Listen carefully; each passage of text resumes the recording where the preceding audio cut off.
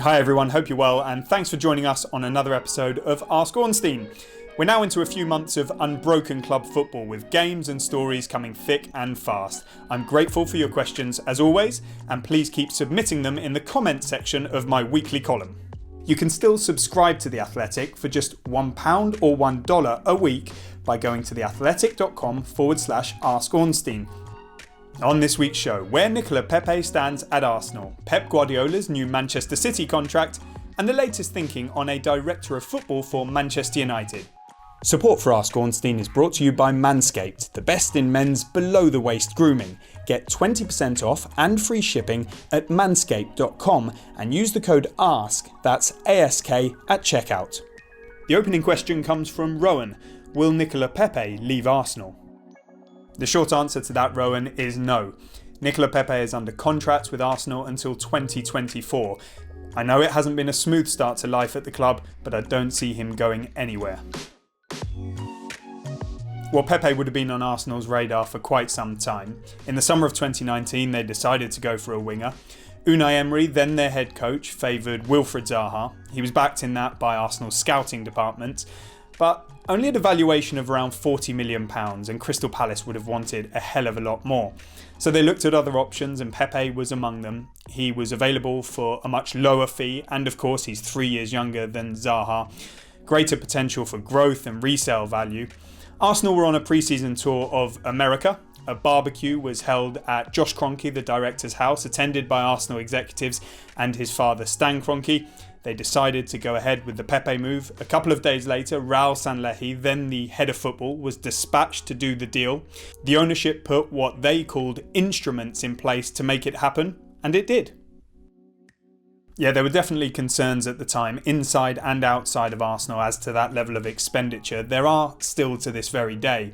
Arsenal was smashing their transfer record for a player who'd only really had one excellent season, and in the French league.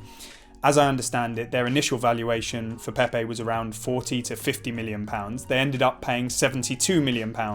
So debate will rage for a long time to come as to how they got from A to B. But Arsenal are said to have been privy to rival interest from Napoli in terms of the proposed transfer fee, payment structure and agents' commissions. And ultimately they would have needed to ask themselves the question, how much do we want Pepe and how far are we willing to go? For all the people that had doubts at the time, there were many who said this has the potential to be a really good deal.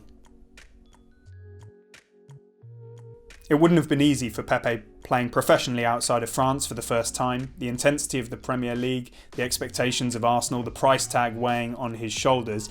He did show flashes of brilliance under Unai Emery, but then the change of head coach mid-season would not have helped. Again, an influential role under Freddie Ljungberg away at West Ham. That goal seemed like it might be the turning point. He got plenty of game time under Mikel Arteta, a goal against Manchester United, crucial in the run to the FA Cup victory. But he hasn't played nearly as much this season. Clearly there's a lack of confidence there. People have pointed out that he looks far less happy on the pitch.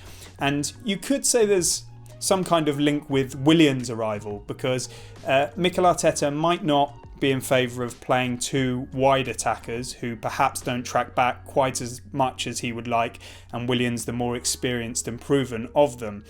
They did get the opportunity to start together at Leeds, but really Pepe fluffed his lines and it ended in difficult circumstances with that red card. Arteta made his feelings abundantly clear after the Leeds game, but I felt that was more in relation to the isolated incident than the bigger picture. No doubt it would have made for an awkward scene in the dressing room and on the journey home, but they'll talk it through. He's apologised publicly now. Some of his teammates have rallied round on social media.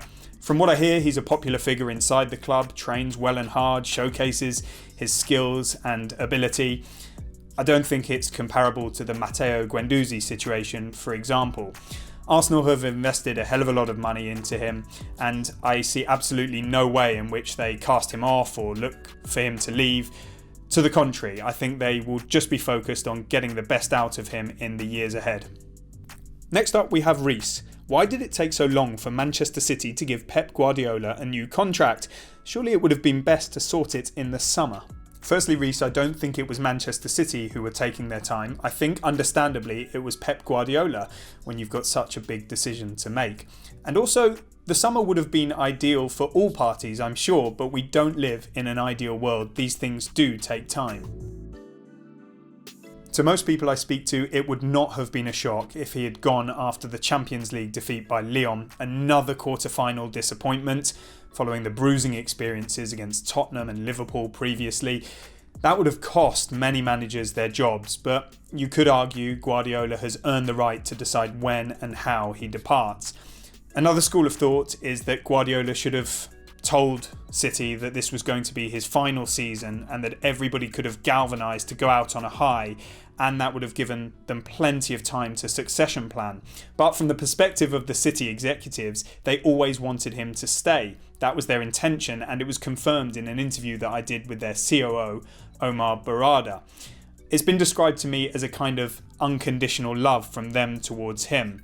And although Pep is said to have been undecided, 50-50, it seems they did a good job of convincing him, and at the most recent international break, clearly he made his decision, which was confirmed a few days later. I've actually sensed a fair amount of shock.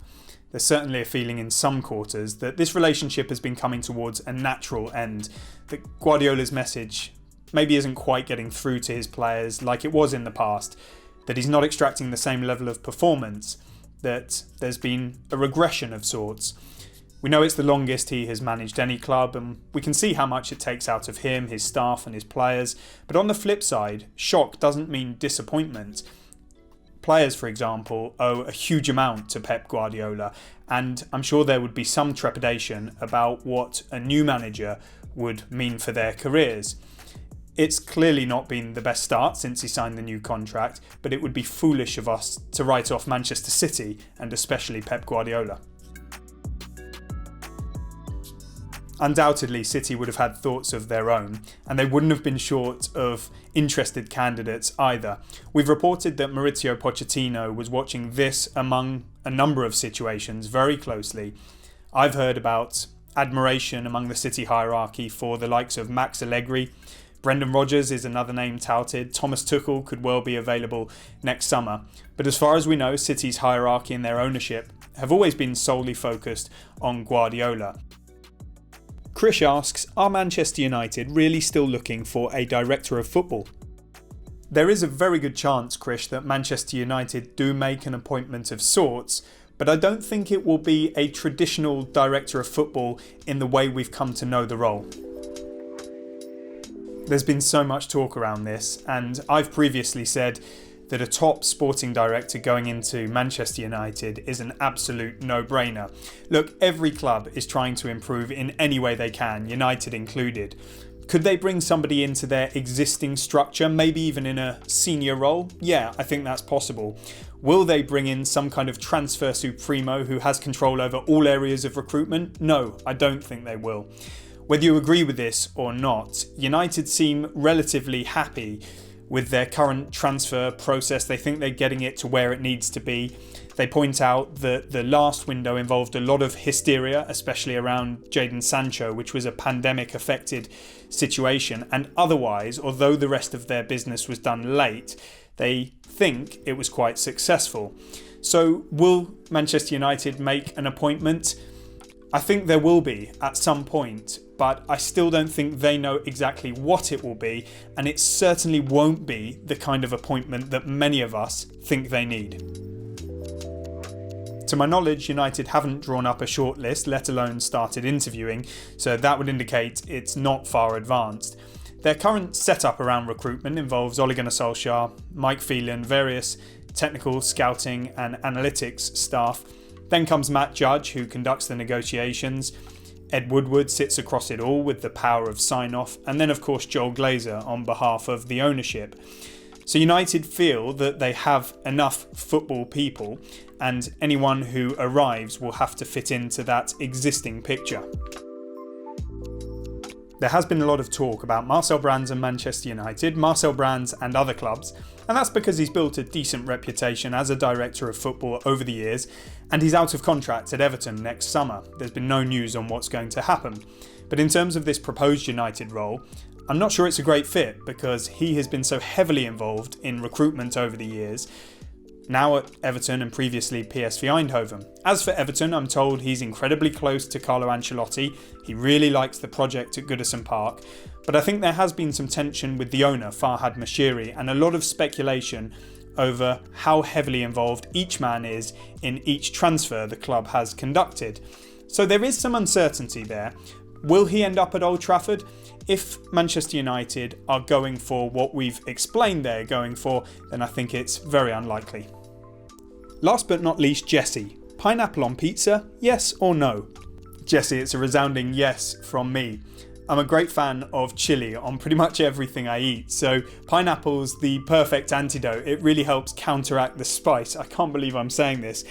So pineapple on pizza, yes or no? Absolutely. Support for Ask Ornstein is brought to you by Manscaped, the best in men's below-the-waist grooming. The world is about to get a lot less hairy because you can now buy Manscaped products and finally use the right tools for your family jewels, like the Lawnmower 3.0 electric trimmer with its cutting-edge ceramic blade that reduces grooming accidents and keeps you feeling smooth. Its battery lasts up to 90 minutes, so you can even use it for the entire length of a football match. Then comes the Weed Whacker, your essential nose and ear hair trimmer. Both products are part of the Manscaped Performance Package that includes a t-shirt, athletic boxer briefs, deodorant, toner for, yes, down below, a wash bag to keep it all together, and a newspaper. Why? Well, why not? Happy shaving!